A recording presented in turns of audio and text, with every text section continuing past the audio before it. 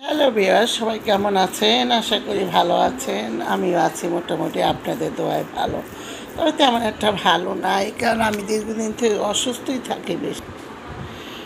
যাই হোক, তবু আল্লাহর কাছে লাখ লাখ শুক্রিয়া, বেঁচে আছি, কিছু করার নাই। আর দিন দিন সব কিছুই কেমন জানি হয়ে যাচ্ছে। তারপর আল্লাহর কাছে শুক্রিয়া, আল্লাহ এখনও শ্বাসটুকু রেখেছে, তাই সংসারে কিছু টুকিটাকি কাজ করা।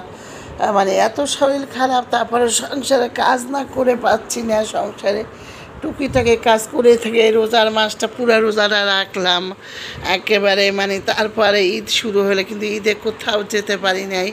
এই যে রান্না বান্না শেষ করে একটু বসছি, এখন আবার দেখেন ঘর দুয়ার কত এলোমেলো, এগুলো আবার গুছাবো। এই যে টেবিল টুবিল সবই মুছতে হবে, সবই গুছে সোফা টোফা সব ঝাড়তে হবে। সব কিছু মিলাই সারাক্ষণ কাজে খুব ব্যস্ত থাকি, আর সে ঠিক মতন ব্লগটাও করতে পারি না।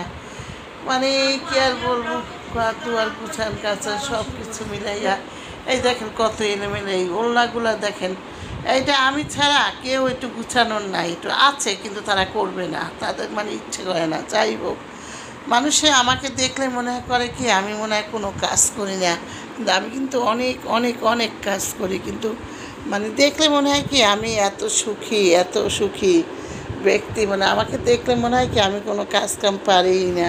বলেন তো, এটা কি কথা হলো যে আমি কাজ করতে পারি না?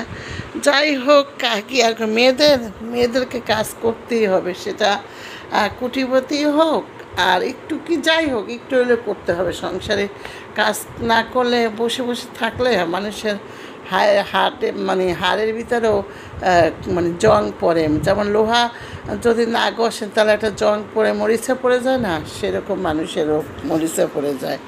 তারপর চেষ্টা করবেন একটু বসে না থেকে টুকটাক কাজ তো অবশ্যই করতে হবে, তাই না? তাই রান্নাটা কমপ্লিট করলাম, এখনও পাকঘরের যে কী অবস্থা, এগুলো গুছিয়ে গাছিয়ে তারপর গোসল করে।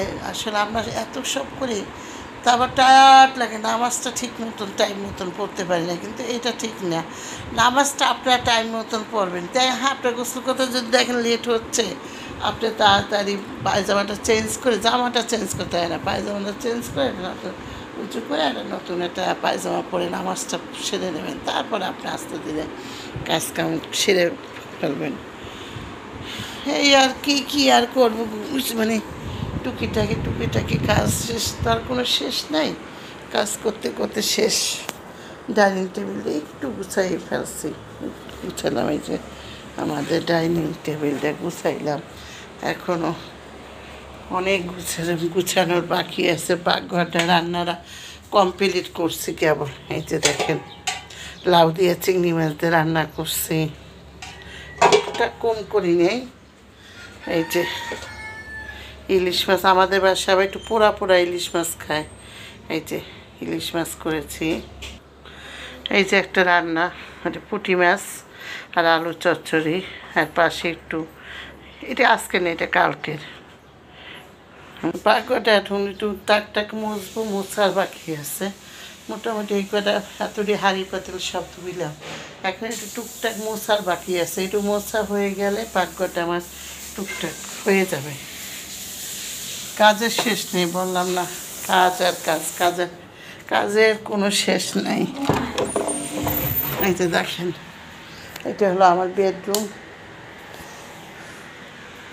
দেখেন আমার চিকু ঘুমাচ্ছে, ওর জন্য ফ্যান ছেড়ে রাখছি।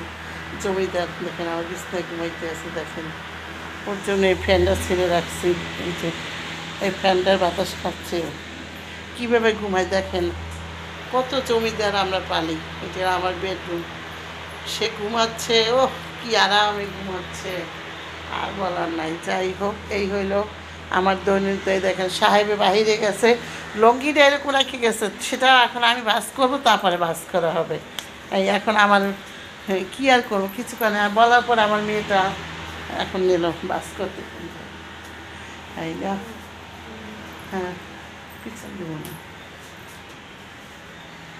এই যে দেখেন এখন বাস করতে নিচ্ছে। যাই হোক, এই অবস্থা। যদি ভালো লাগে বেশি করে লাইক দিন, শেয়ার করবেন। সবাই ভালো থাকেন, সুস্থ থাকেন। আল্লাহ হাফেজ।